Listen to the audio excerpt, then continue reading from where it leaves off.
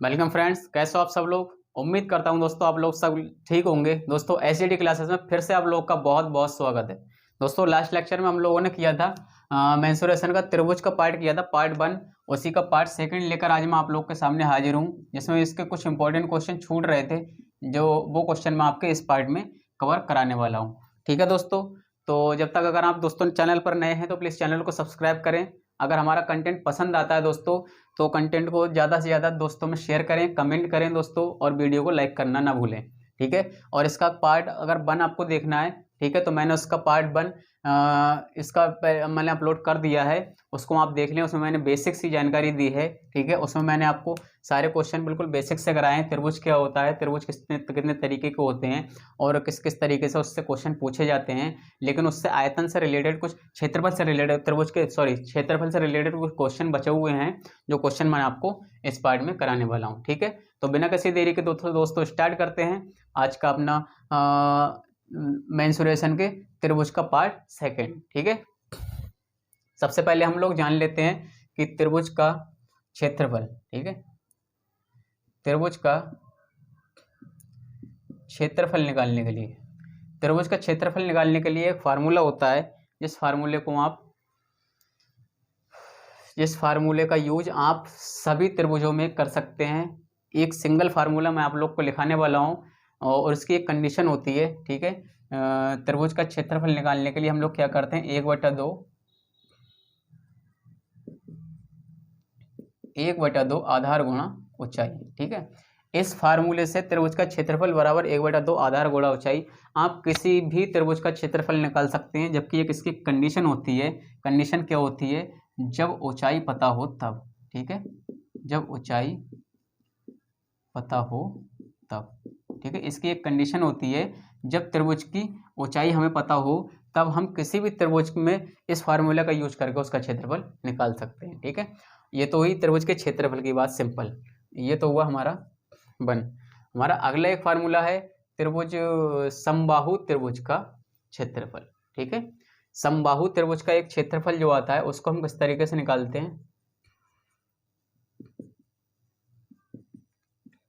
समबाहु त्रिभुज का जो क्षेत्रफल होता है, समबाहु त्रिभुज का क्षेत्रफल होता है √3/4 भुजा स्क्वायर। ठीक है, ये फार्मूले हैं, ये आपको रटने ही पड़ेंगे दोस्तों। 2-3 बार आप इसको पढ़ोगे तो आपको याद हो जाएंगे। त्रिभुज का क्षेत्रफल 1/2 आधार गुणा ऊंचाई। ठीक है, समबाहु त्रिभुज का क्षेत्रफल √3/4 भुजा स्क्वायर। ठीक है, और यहाँ पर अगर इसकी ऊंचाई पूछ लेता है दोस्तों, ठीक है, जब इसकी ऊंचाई पूछता है, हाइट, समबाहु त्रिभुज में इसकी तो इसका क्षेत्रफल पूछ लिया तो √3/4 भुजा स्क्वायर हो जाएगा। और इसकी ऊंचाई पूछ ले तो वही हो जाता है √3/2 इंटू भुजा। ठीक है, ये किस तरीके से होता है, मान लिया ये हमारा कोई त्रिभुज है दोस्तों। ठीक है, ये हमारा त्रिभुज है, समबाहु त्रिभुज है। समबाहु त्रिभुज का पूछ रहा है, ये इसका ABC, ये इसका लंब है, कोई L डाल दिया इस पर लंब। अब पूछ रहा है, जब समबाहु त्रिभुज का क्षेत्रफल, मतलब क्षेत्रफल कैसे निकालते हैं, ये इस क्षेत्र का पूरा जो भी क्वांटिटी आएगी उसका क्षेत्रफल होता है। और परिमाप कैसे निकालते हैं, ये इसके बाहर जो भी हमारी वस्तु की जरूरत पड़ती है वो उसका परिमाप होता है। ठीक है, जब क्षेत्रफल पूछा तो √3/4 भुजा स्क्वायर हो गया। अब पूछा ऊंचाई, जब ऊंचाई पूछेगा दोस्तों, जब ऊंचाई पूछेगा उसको, इसकी हाइट पूछेगा। ठीक है, ऊंचाई ये तो तिरछी ऊंचाई हो गई L, उसकी बात नहीं करते हैं, उसका यूज हम शंकु में करते हैं। ठीक है, हाइट जो हमारी सीधी ऊंचाई होती है H, इसकी जब ऊंचाई पूछेगा तो हम क्या करेंगे, देखो दोस्तों, सबसे पहले ये भुजा और ये भुजा बराबर है, तो दोनों भुजाएं मिलाकर ही भुजा स्क्वायर हुआ था। तो यहाँ पर ऊंचाई तो हम इस त्रिभुज से निकाल सकते हैं केवल, या इस त्रिभुज से निकाल सकते हैं। तो एक भुजा का कोई यूज नहीं होने वाला है इसमें, तो सिंगल एक भुजा बचेगी, इसलिए हमने सिंगल एक भुजा ली। ठीक है, और √3/4 जब करते थे हम पूरे त्रिभुज के लिए, और त्रिभुज को जब सीधे से इसने आधा कर दिया है, यहाँ से इतना बराबर इतना कर दिया है, और एक त्रिभुज से हमारा काम चल रहा है तो त्रिभुज ही आधा हो गया, इसलिए √3/2। ठीक है, इस तरीके से इसकी ऊंचाई के लिए ये लिखते हैं। अब एक फार्मूला इसमें और है, जब त्रिभुज की तीनों भुजाएं दी हों तब उसका क्षेत्रफल कैसे निकालते हैं। ठीक है, जब मान लिया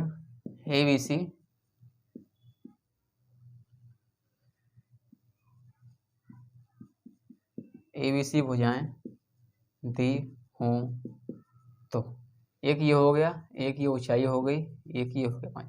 त्रिभुज की ABC जो हैं, ABC जो हैं त्रिभुज की, ABC जो हैं त्रिभुज की भुजाएं दी हों तो इसका क्षेत्रफल हम कैसे निकालेंगे?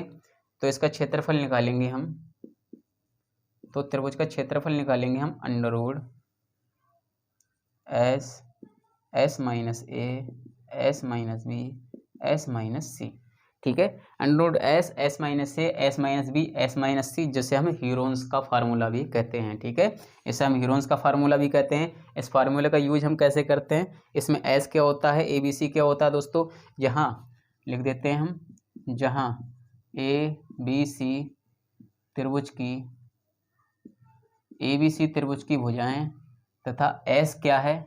S जो है त्रिभुज का S जो है त्रिभुज का अर्ध परिमाप है, ठीक है। ये इसमें इस फार्मूले में हम कर लें, ABC जब त्रिभुज की भुजाएं दी हों तो क्षेत्रफल के निकालते हैं अंडर रूट में S minus A S minus B S minus C, जहाँ ABC त्रिभुज की भुजाएं हैं जबकि जो S जो है त्रिभुज का अर्ध परिमाप है। और त्रिभुज का अर्ध परिमाप S बराबर होता है A प्लस बी प्लस सी बटा 2, ठीक है। अर्ध परिमाप जो होता है वो त्रिभुज की भुजाओं के योग के योग से आधा होता है। और यहीं पर बात करें कि पूरे परिमाप की जब बात करेंगे 2s बराबर A प्लस बी प्लस सी, वो तो इसी से निकल ही जाएगा। अब त्रिभुज के परिमाप की बात करेंगे तो परिमाप बराबर होगा ABC के योग के बराबर होगा, ठीक है। परिमाप ABC के योग के बराबर कैसे होगा ये चीज़ समझ लें, ठीक है। ABC के योग के बराबर परिमाप, अभी मैंने आपको बताया था इसकी भुजा की लंबाई A है, इसकी B है, इसकी C है, ठीक है। परिमीज बाहर का इसके बाहर अगर हम कोई चीज़, इसके परिमाप इसके बाहर कोई चीज़ हम अगर लगाएंगे तो उसका परिमाप वो हो जाएगा, ठीक है। इसके परिमाप की दूरी क्या होगी? तो A की दूरी प्लस C की दूरी और प्लस B की दूरी, तीनों का योग जो हो जाएगा वो परिमाप के बराबर होगा। वहीं हमने निकाला है 2s बराबर A प्लस बी प्लस सी, मतलब 2s को उसका परिमाप कहते हैं और s को अर्ध परिमाप कहते हैं, ठीक है। ये आपने नोट कर लिया होगा, ठीक है, नोट कर लिया होगा, वैसे भी हटाना ही है। यहाँ पर लिख देते हैं, यहाँ एक और लिख देते हैं, 2s जो होता है त्रिभुज का परिमाप, ठीक है। ये 4 पॉइंट हैं, ठीक है। इसको 2s होता है त्रिभुज का परिमाप, इसको नोट कर लेना आप, अगर आप लोगों ने नोट ना किया हो। अर्ध परिमाप A प्लस बी प्लस सी बटा 2 और फुल परिमाप A प्लस बी प्लस सी, ठीक है, जो मैंने अभी आपको करके दिखाया था। तो चलते हैं दोस्तों इससे रिलेटेड क्वेश्चन की तरफ। आज का पहला क्वेश्चन हम लेकर चलते हैं और सीधे क्वेश्चन के माध्यम से आपको सारे फार्मूले किसका कैसे यूज किया जाता है सारा कुछ समझ में आसानी से आ जाएगा, ठीक। दोस्तों एक और इम्पोर्टेंट मतलब चीज़ रह गई इसमें, जैसे कि हमारा कोई त्रिभुज दे रखा है, मान लिया हमारा कोई त्रिभुज दिया होगा, ठीक है। हमारा कोई त्रिभुज दिया है, हमारा कोई त्रिभुज दिया है जिसमें दो भुजाएं बराबर होंगी, मान लिया L और H, ये भी A है और ये भी इसकी दूरी H है। जब दो भुजाएं बराबर होती हैं तो तीसरी भुजा ऑटोमेटिकली A अंडर रूट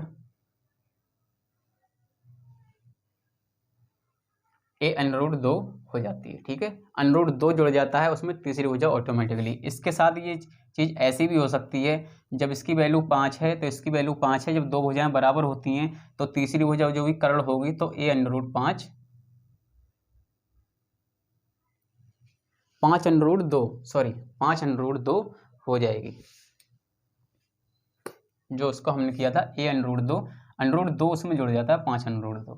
इसी के साथ अगर ऐसा कुछ होता, हमारा कोई त्रिभुज होता, इसकी वैल्यू x होती, इसकी वैल्यू x होती, दोनों की जब x है, लंबाई है और ये ऊंचाई है, ठीक है।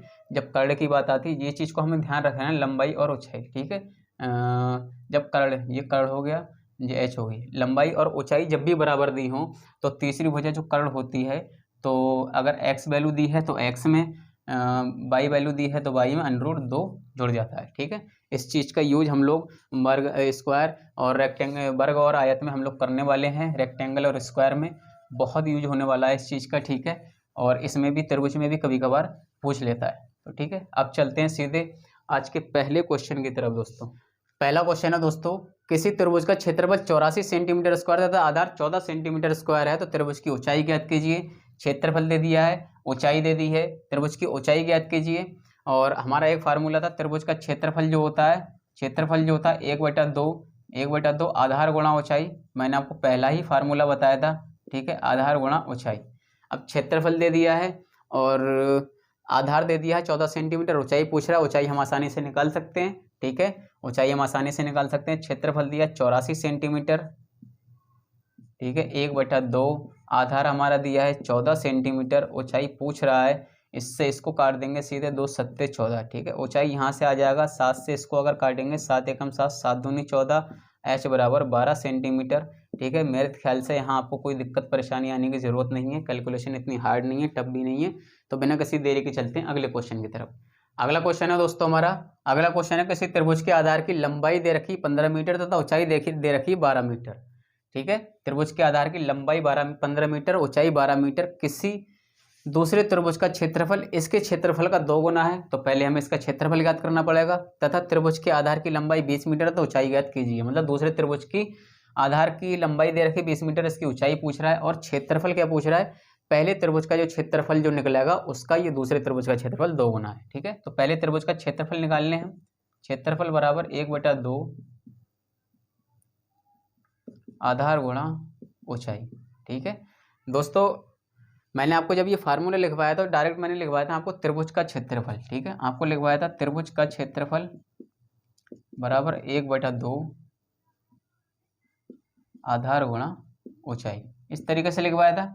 तो आप और मैंने आपको लिखवाया था कि इससे हम सभी त्रिभुजों का क्षेत्रफल निकाल सकते हैं जबकि हमें ऊंचाई पता हो, ठीक है। ऊंचाई पता होने पर सभी त्रिभुजों का क्षेत्रफल निकाल सकते हैं। बिल्कुल एग्जैक्ट बात है, राइट है, सब कुछ ठीक ठाक है, लेकिन इसमें बाई मिस्टेक कुछ एक पॉइंट हमारा छूट गया जिसको आप उसमें बढ़ा लेना। यहाँ पर आप एक समकोण और लिख देना आगे, ठीक है, समकोण, ठीक है। समकोण त्रिभुज का क्षेत्रफल 1/2 आधार गुणा ऊंचाई। अब इसको, अब ये बिल्कुल राइट है फार्मूला, ठीक है। समकोण त्रिभुज उसमें एक ना कोई कोण कोई समकोण होता है जहाँ पर ऊंचाई पता होने पर हम इसका किसी भी त्रिभुज का इस फार्मूले से ऊंचाई जब पता होगी तो किसी भी त्रिभुज का इस फार्मूले से हम क्षेत्रफल निकाल लेंगे, ठीक है। वहाँ दोस्तों बाई मिस्टेक समकोण छूट गया तो आप वहाँ समकोण त्रिभुज का क्षेत्रफल कर लेना, ठीक है। तो चलते हैं दोस्तों क्वेश्चन की तरफ। क्षेत्रफल पूछ रहा है, क्षेत्रफल आधार की लंबाई 15 मीटर है, 1/2 आधार की लंबाई 15 मीटर और ऊंचाई कितनी दे रखी है 12 मीटर, ठीक है। इससे सीधे इसको काट देंगे, 2 छंग 12, तो क्योंकि सब गुणा में है इसलिए मैं सीधे काट देता हूँ, ठीक है। ये ब्रैकेट हटाओ फिर एक लाइन और बढ़ाओ तो वो इसलिए मैं सीधे काट देता हूँ। 2 छंग 12, 15 छक्के 90, ठीक है। कैसे दिया है मीटर में, तो मीटर स्क्वायर। ये क्षेत्रफल आ गया हमारा, क्षेत्रफल आ गया 1, मतलब पहले का क्षेत्रफल, ठीक है, 90 मीटर। अब क्या पूछ रहा है, दूसरे का क्षेत्रफल इसके क्षेत्रफल का 2 गुना है। क्षेत्रफल जो 2 है हमारा, क्षेत्रफल जो 2 है हमारा पहले के क्षेत्रफल का 2 गुना है। 90 मीटर स्क्वायर था, 2 गुना है 9 दूनी 18, 180 मीटर स्क्वायर। तथा इसके आधार की लंबाई जो दी है 20 मीटर दी, तो ऊंचाई ज्ञात कीजिए। तो फिर से वही फार्मूला लगा देंगे, क्षेत्रफल 2 = 1/2 आधार गुणा ऊंचाई, ठीक है, आधार गुणा ऊंचाई।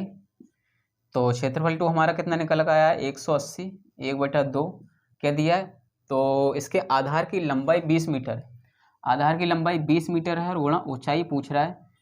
इसको हम सीधे से काट देंगे, सारा कुछ गुणा में है, ये भी सब गुणा में है, ये बराबर के इस साइड है। चलो एक लाइन बढ़ा लेते हैं,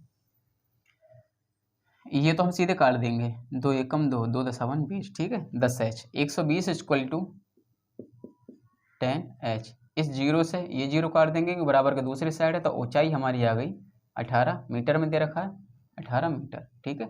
तो दूसरे त्रिभुज की हमारी जो ऊंचाई आ गई वो आ गई हमारी, दूसरा त्रिभुज पूछ रहा है ना 18 मीटर, ठीक है दोस्तों। इस तरीके से क्वेश्चन को एक क्वेश्चन को दूसरे क्वेश्चन से बाइंड करके भी पूछ लेता है, रिलेट करके भी पूछ लेता है, और मोस्टली इसी तरीके के क्वेश्चन सबसे ज़्यादा पूछे जाते हैं। जो पहले क्वेश्चन में थोड़ी कुछ ना कुछ छोड़ देगा वो दूसरे क्वेश्चन में उसकी कमी पूरी करवाएगा, मतलब एक दूसरे से रिलेट करके पूछता रहता है। तो इस तरीके के क्वेश्चन सबसे ज़्यादा पूछे जाते हैं। चलते हैं दोस्तों बिना किसी देरी के अगले क्वेश्चन की तरफ। अगला क्वेश्चन है दोस्तों, अगला क्वेश्चन दे रखा है, 2 त्रिभुजों के क्षेत्रफलों का अनुपात 4:3 तथा ऊंचाइयाँ 3:4 हैं, तो उनके आधार की लंबाइयों का अनुपात ज्ञात करो, ठीक है।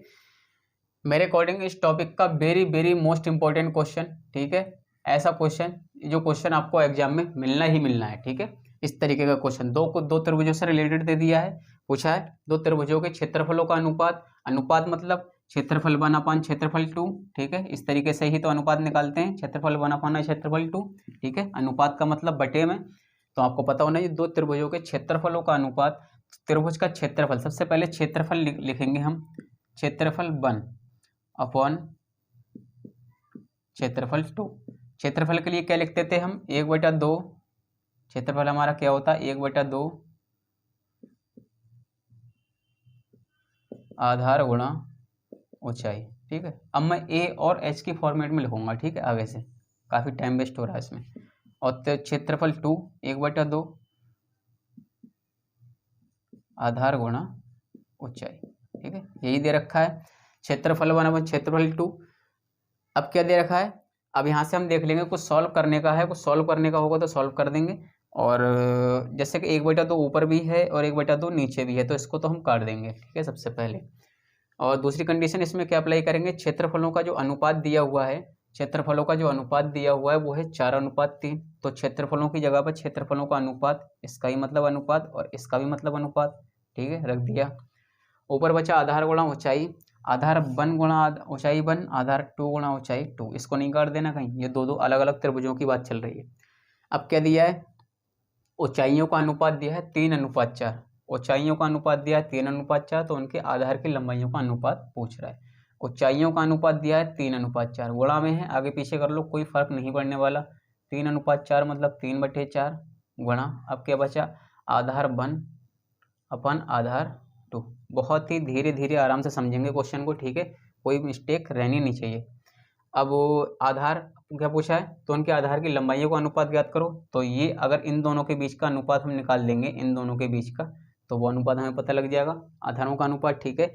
इसको मतलब अंक एक तरफ, अक्षर एक तरफ, इसको इधर लाएंगे, गुणा में है, तो जो नीचे होता है वो ऊपर, जो ऊपर होता है वो नीचे, ठीक है। तो यहाँ से हमारा क्या बनेगा, आधारों की लंबाइयाँ A1/A2 इक्वल टू, ये ऊपर जाएगा, चलो एक लाइन बढ़ा लेता हूँ, 4/3 गुणा, ये 4/3 तो पहले से है, इसको जब बराबर के दूसरी साइड ले जाते हैं, जो अंश होता है वो हर बनता है, जो हर होता है वो अंश बनता है, तो ये हो जाएगा 4/3, उलट जाएगा, 4 ऊपर 3 नीचे, 4/3, ठीक है। तो A1/A2 इक्वल टू 4 चौक 16, 3 3 9, ठीक है। तो हम कह सकते हैं 16:9, आधारों की लंबाइयों का अनुपात जो होगा वो 16:9 होगा, ठीक है। बहुत ही very very most important question है दोस्तों, इसको ज़्यादा कुछ मतलब हल्के में लेने की ज़रूरत नहीं है, बहुत ही आसानी से मैंने आप लोग को करवाया है, और इतनी ही आसानी से आपको उम्मीद करता हूँ आप लोग को समझ आ गया होगा, ठीक है। तो चलते हैं बिना किसी देरी के अगले क्वेश्चन की तरफ।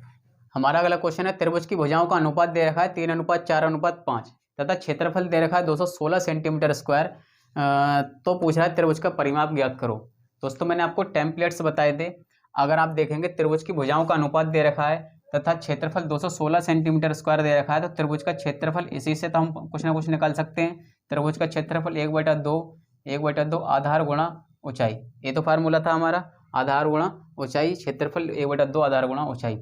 अब 3:4:5 दिए हैं, इसमें हम कैसे पता लगाएं कि हमारा कौन सा आधार है कौन सा ऊंचाई है, ठीक है। तो मैंने आपको टेम्पलेट्स कराए थे 3 4 5, ठीक है, जो सबसे बड़ी वैल्यू होती है वो कर्ण होती है। टेम्पलेट्स मैंने इसीलिए आपको बताए थे 3 4 5, 5 12 5 12 13, ठीक है, 8 24 25, इस तरीके के मैंने आपको टेम्पलेट बताए थे, ठीक है। और वो अब आपको सीधे से काम में आ गए, ठीक है। अब इसमें आपको आसानी से पता लगा सकते हैं कि हमारा अगर आधार या तो आधार 3 होगा, ऊंचाई 4 होगी, तो कर्ण हमारा 5 होगा, ठीक है। टेम्पलेट्स का यूज यहाँ पर आपका हो गया, इसीलिए मैंने बोला था कि 3 4 तरीके के टेम्पलेट्स आपको पता होने चाहिए, क्योंकि इन 3 4 5 जो वैल्यू दी हैं इसमें टेम्पलेट्स आपको पता होंगे ना, आप आसानी से बता दोगे कि 3 4 आधार और ऊंचाई हैं और 5 जो है वो हमारा कर्ण है, ठीक है। तो इसी तरीके से 216 इसका दे दिया है, क्षेत्रफल 1/2 आधार 3 है, ऊंचाई 4 है, चाहे आधार 4 ऊंचाई 3 कर लें, लेकिन कर्ण हमेशा 5 ही होगा। बड़ी भुजा होती है, ठीक है, क्योंकि बड़ी भुजा का कर्ण का स्क्वायर जो होता है शेष दो भुजाओं पर बने वर्ग के योग के बराबर होता है। 5 पंजे 25 जो होगा, 3 3 9 प्लस 4 चौक 16, ठीक है, 25 बराबर 25 तभी तो होगा, शेष दो भुजाओं पर बने वर्ग के योग के बराबर होता है, इसलिए कर्ण हमेशा 5 ही होगा। तो वो टेम्पलेट्स का यूज आपने अब यहाँ पर आसानी से कर लिया, तो उम्मीद करता हूँ आप वो 3 4 तरीके के टेम्पलेट्स याद कर लेंगे, ठीक है। 2 से काट देंगे, 2 दूनी 4, कितना बचा नहीं काट सकते दोस्तों इस तरीके से, ठीक है। क्वेश्चन हमारा गलत हो रहा है। क्वेश्चन हमारा गलत कैसे हो रहा है, इस तरीके से नहीं काट सकते 1/2, ठीक है। जब भी कोई वस्तु अनुपात में दी होती है तो भुजाएं हमारी 3 और 4 हो गई, मैंने आपको करके देखा था। जब कोई चीज़ अनुपात में दी होती है तो उसके साथ में कोई ना कोई अचर पद हम ले लेते हैं, ठीक है। आधार 3 ले लिया और ऊंचाई ले ली 4, उसके साथ में कोई ना कोई अचर पद लेंगे, आपको मैंने बताया था। तभी तो हम उसकी एक्स की वैल्यू निकाल के इनकी ओरिजिनल वैल्यू निकाल पाएंगे, ठीक है। अनुपात समानुपात वाले क्वेश्चनों में मैंने आपको भरपूर भरमार ऐसे क्वेश्चन कराए हैं, ठीक है। जो मैंने आपका अर्थमेटिक कराया हुआ पूरा कोर्स, कंप्लीट कोर्स मैंने आपका अर्थमेटिक का कराया हुआ है, ठीक है। पार्ट नंबर सिस्टम से लेकर सारे टॉपिक, ठीक है। तो वहाँ से अगर आपको कोई भी आपका टॉपिक कमजोर है तो बिल्कुल बेसिक लेवल से मैंने कराया हुआ, वहाँ से आप इसको कर सकते हैं, सीख सकते हैं, ठीक है। 216 की जब 2 से 2 इधर जाएंगे गुणा में पहुँच जाएंगे, 216 की जब 2 से गुणा करेंगे तो 200 दूनी 400, 16 दूनी 32, 432 आ जाएंगे। 2 छंग 12, 2 एकम 2 1 3 और 2 दूनी 4, इधर आ गया 3 चौक 12 और x की गुणा करेंगे तो x², 12 से कट जाएगा शायद, 12 दूनी जो 32, 36, 6 12 छंग 72, 36 6 42 और 1 43, 7 12 छंग 72, ठीक है दोस्तों। 12 से कट जाएगा, 12 3 36 बचे 7, 72 हो गया, 12 छंग 72, x² हो गया 36, तो x की वैल्यू यहाँ पर आ गई हमारी 6, x की वैल्यू यहाँ पर 6 आ गई। तो तीनों भुजाओं का अनुपात 3:4 दिया है, तो 3x = 3 गुणा 6, 3 छक 18, एक भुजा आ गई 18, 4x = 4 गुणा 6, 4 छंग 24, एक भुजा आ गई 24, 5x = 5:6, 5 गुणा 6, 5 छक 30, ये उनकी ओरिजिनल वैल्यू आ गई। अब क्या पूछ रहा है, त्रिभुज का परिमाप ज्ञात करो। दोस्तों मैंने आपको बताया था त्रिभुज का अर्ध परिमाप होता है a + b + c/2, ठीक है।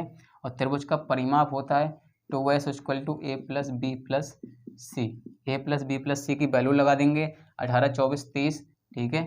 18 24 30, तो ये 2s बराबर हो गया, 2s बराबर हो गया। क्या पूछा है, त्रिभुज का परिमाप पूछा है, त्रिभुज का फुल परिमाप पूछा है। अगर अर्ध परिमाप पूछता, ठीक है, तो 4 8 4 12 के 2 हासिल लगा 1, 8 4 12 के 2 हासिल लगा 1, 3 2 5 1 6 1 7, 72 आ गया, ठीक है दोस्तों।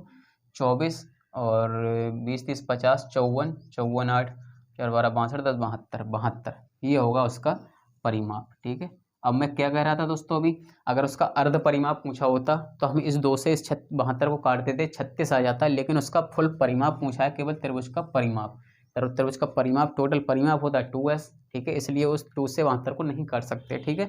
72 क्या दिया है, अनुपात में दिया सेंटीमीटर, ठीक है, परिमाप सेंटीमीटर, ठीक है, स्क्वायर।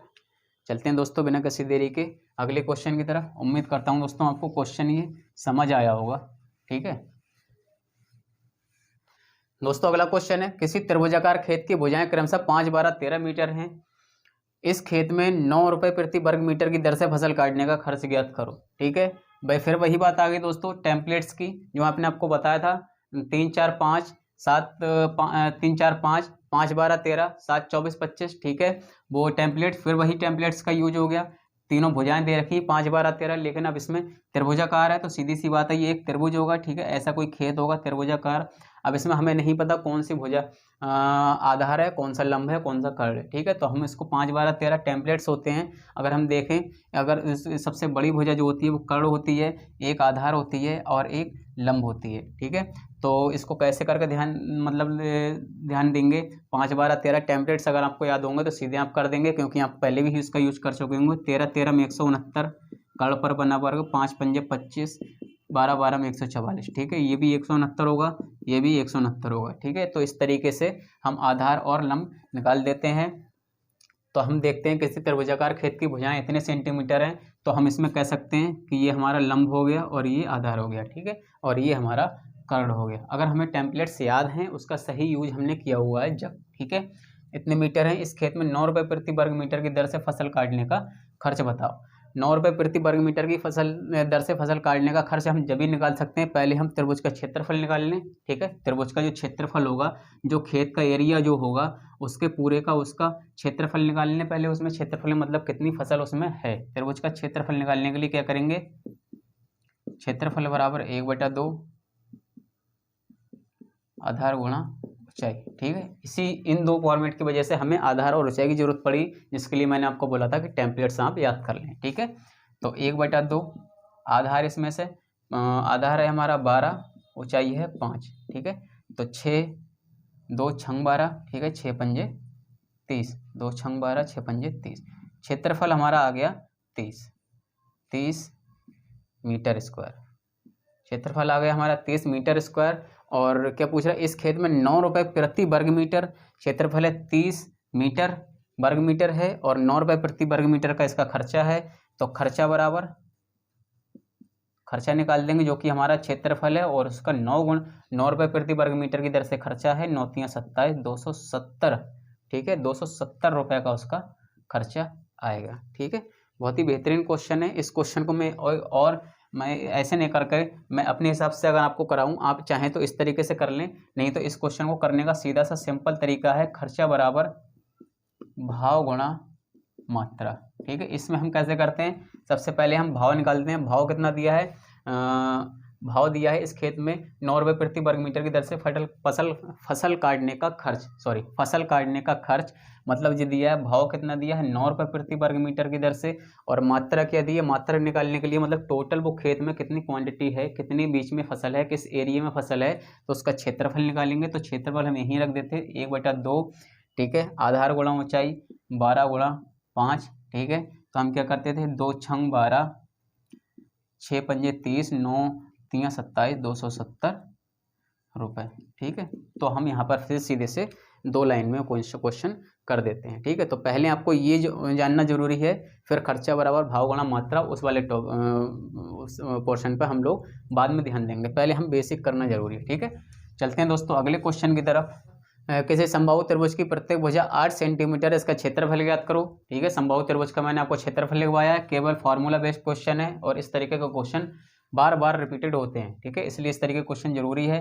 तो समबाहु त्रिभुज का क्षेत्रफल ज्ञात कीजिए, इसकी प्रत्येक भुजा 8 सेंटीमीटर है। तो क्षेत्रफल ज्ञात करने के लिए हम लोग को क्या करना पड़ेगा, समबाहु त्रिभुज का क्षेत्रफल मैंने आपको बताया था √3/4 और भुजा स्क्वायर। ठीक है, भुजा स्क्वायर एक्स लिख सकते हैं, भुजा लिख सकते हैं, कुछ भी लिख सकते हैं। ठीक है, √3/4 तो हमको वही लिखना ही लिखना है। भुजा हमारी क्या है, प्रत्येक भुजा 8 सेंटीमीटर है और भुजा का स्क्वायर है, तो इसको 8 × 8 2 बार कर देंगे। ठीक है, तो 4 से काट देंगे, 4 दूनी 8, तो इसका हो गया हमारा 8 दूनी 16 √3। ठीक है, इसका ये क्षेत्रफल हो गया। क्षेत्रफल पूछ रहा है, अगर सेंटीमीटर में है तो सेंटीमीटर स्क्वायर मतलब वर्ग सेंटीमीटर। ठीक है, क्षेत्रफल इस तरीके से आता है 16 √3। बहुत ही बेसिक क्वेश्चन था दोस्तों। चलते हैं अगले क्वेश्चन की तरफ। अगला क्वेश्चन है दोस्तों, अगला क्वेश्चन दे दिया समबाहु त्रिभुज का क्षेत्रफल। दोस्तों इस बार में समबाहु त्रिभुज का क्षेत्रफल दे दिया है और उसकी प्रत्येक भुजा की बात कर रहा है। ठीक है, इस बार में क्षेत्रफल दे दिया है, क्षेत्रफल बराबर फार्मूला तो हमको वही लगाना है √3/4 भुजा स्क्वायर। ठीक है, क्षेत्रफल इस बार में दे दिया है 4 √3 = √3/4। ठीक है, 3/4 और भुजा स्क्वायर, भुजा की बात कर रहा है, भुजा स्क्वायर √3 से √3 कट जाएगा क्योंकि बराबर के दोनों साइड हैं और इक्वल हैं तो कट जाएंगे। तो x² हो जाएगा, जब इसको 4 को इधर लेके आएंगे तो 4 × 16, तो x की वैल्यू आएगी हमारी यहाँ पर 4। ठीक है, इतना तो हम लोग अब आप लोग करना जान गए होंगे, सीख गए होंगे। तो समबाहु त्रिभुज की प्रत्येक भुजा की लंबाई 4 मीटर होगी। ठीक है, जो कि हमारा राइट आंसर है। ऑप्शन में आपको केवल एक बार भी 4 दे सकता है और ऑप्शन में आपको ऐसे भी दे सकता है 4 4 4, क्योंकि पूछा है प्रत्येक भुजा की लंबाई, तो प्रत्येक भुजा की लंबाई 4 मीटर 4 मीटर 4 मीटर होगी, क्योंकि समबाहु है, तीनों भुजाएं बराबर होती। ठीक है, चलते हैं दोस्तों अगले क्वेश्चन की तरफ।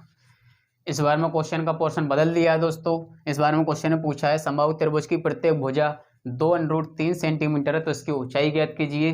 ठीक है, ऊंचाई ज्ञात करने के लिए मैंने आपको क्या लिखवाया था, समबाहु त्रिभुज की भुजा जब क्षेत्रफल था तो √3/4 भुजा स्क्वायर करते थे हम लोग, और ऊंचाई जब निकालते थे तो √3/2 × भुजा ये किया करते थे हम लोग। ठीक है, मैंने आपको लोगों को बताया भी था, जब त्रिभुज है, जब भुजा निकालेंगे तो इस पर सीधे से एक लंब डालना पड़ेगा। ठीक है, समबाहु हैं, तीनों भुजा यहाँ से बराबर हैं, तो जब लंब पड़ेगा तो ये भुजा को 2 बराबर हिस्सों में बांट देगा, ठीक है। जब पूरे त्रिभुज की बात चल रही थी तो √3/4 इंटू भुजा स्क्वायर चल रहा था हमारा। जब हमारे फिर आधे त्रिभुज की बात चलेगी, जब ऊंचाई की बात, ऊंचाई पूछ रहा है, ठीक है, ऊंचाई पूछ रहा है, ऊंचाई की बात है तो त्रिभुज आधा हो जाएगा, आधे त्रिभुज की बात चलेगी तो यहाँ से √3/2 कर देंगे। और यहाँ 2 भुजा जब मिल रही थी पूरे त्रिभुज में, लेकिन यहाँ पर सिंगल एक भुजा की बात होगी, एक भुजा ही काम में आएगी, इसलिए हम लिखते हैं √3/2 भुजा, ठीक है। और प्रत्येक भुजा दे रखी 2√3 सेंटीमीटर, तो इसको क्वेश्चन में यूज करते हैं। √3/2 तो हमारा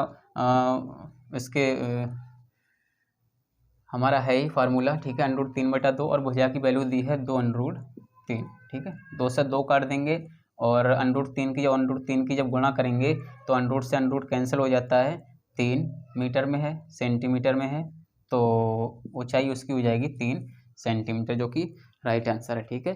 उम्मीद करता हूँ क्वेश्चन समझ आया होगा दोस्तों। चलते हैं बिना किसी देरी के अगले क्वेश्चन की तरफ।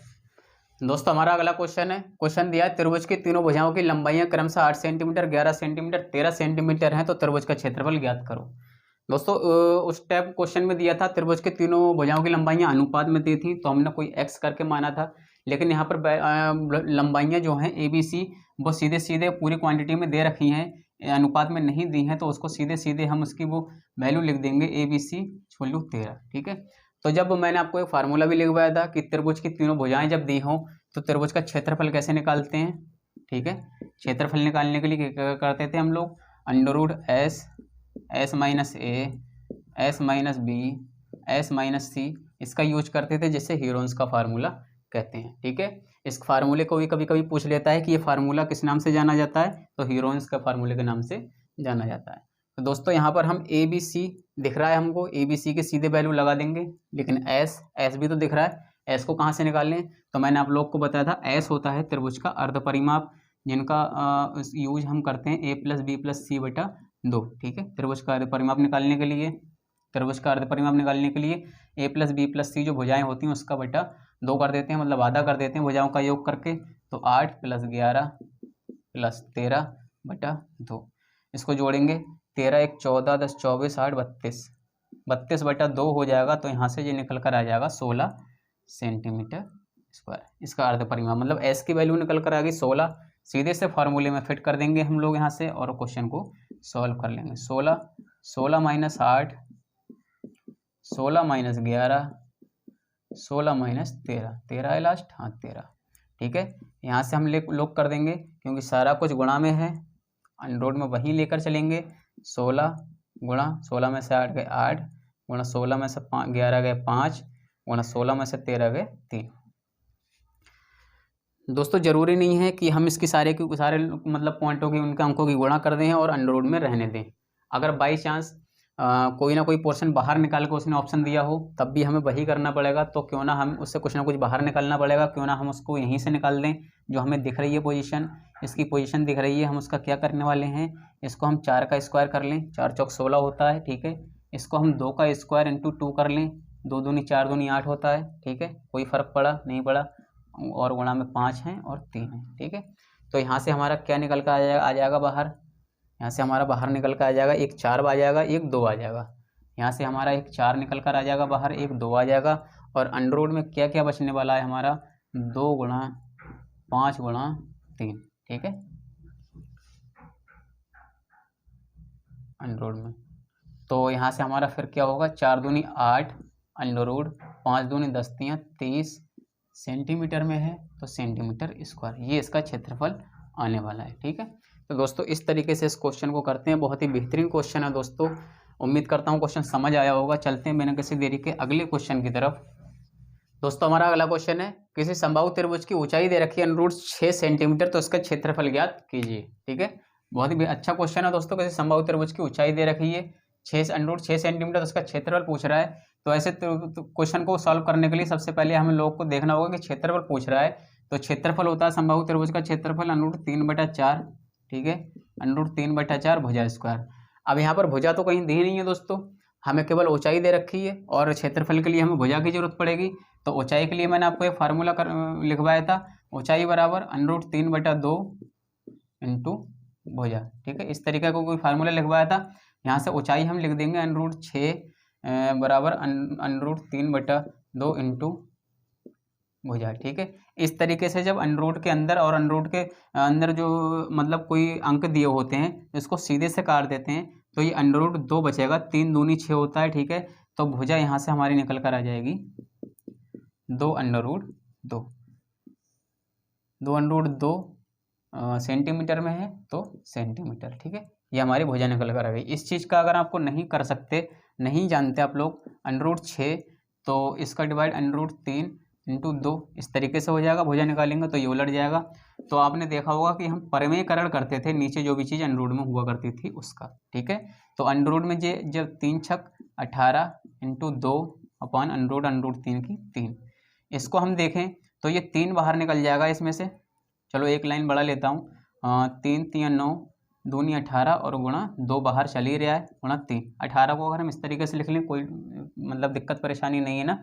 इस 3 को बाहर निकाल लेंगे, √2 इंटू 2 अपॉन 3। 3 से 3 अब सीधे से कट जाएगा, तब भी हमारा 2√2 बचेगा। ठीक है, तो आप अगर इतनी सारे लंबी चौड़ी गुणा से बचना चाहते हैं, इतनी लेंथी परिमेयकरण वाली इस फालतू की चीज़ से, तो आप लोग को ये सारी इतनी गुणा करना आना चाहिए कि अनरूट से अनरूट में कैसे काटा जाता है। ठीक है, यहाँ से भुजा निकल कर आ गई हमारी, सीधे इसमें फार्मूले में इसको सेट कर देंगे।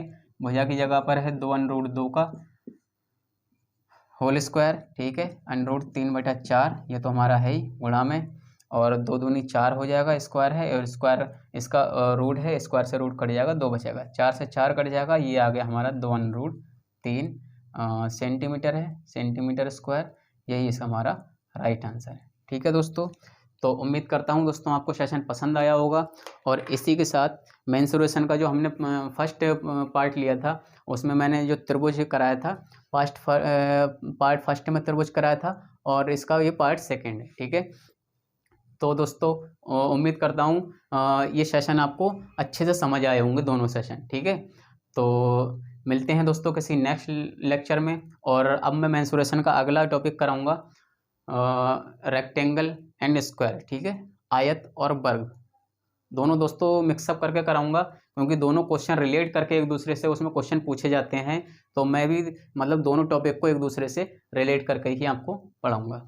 ठीक है, तो तब तक के लिए अगर दोस्तों अगर आप चैनल पर नए हैं तो प्लीज़ चैनल को सब्सक्राइब करें। अगर कंटेंट पसंद आता है, वीडियो पसंद आती है तो वीडियो को ज़्यादा से ज़्यादा दोस्तों में शेयर करें और लाइक करना ना भूलें दोस्तों। ठीक है, तो मिलते हैं नेक्स्ट लेक्चर में स्क्वायर एंड रेक्टेंगल के साथ। तब तक के लिए बने रहें चैनल के साथ दोस्तों। Goodbye and take care.